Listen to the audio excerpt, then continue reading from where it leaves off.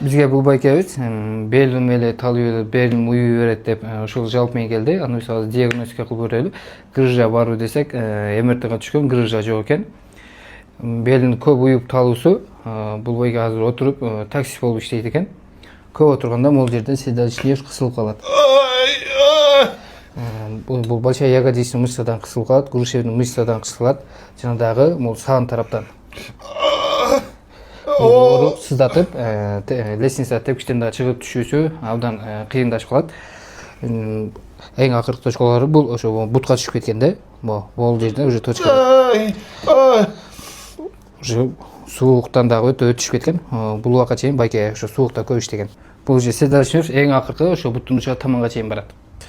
Ошондон сиздерде дагы эгерде бут ооруңуз күчөп, буттарыңыз тартылышып, ооруй турган болсо бизге келиңиздер. Буюрса бул байкени бир курс лечениядан кийин абдан сонун жыйынтыкка жеткиребиз иншалла. Седалищныйдерин бошотуп, көнүгүүлөрдү көрсөтүп жасатып, иншалла белиндеги талуу, уюу оорусу да жоголот.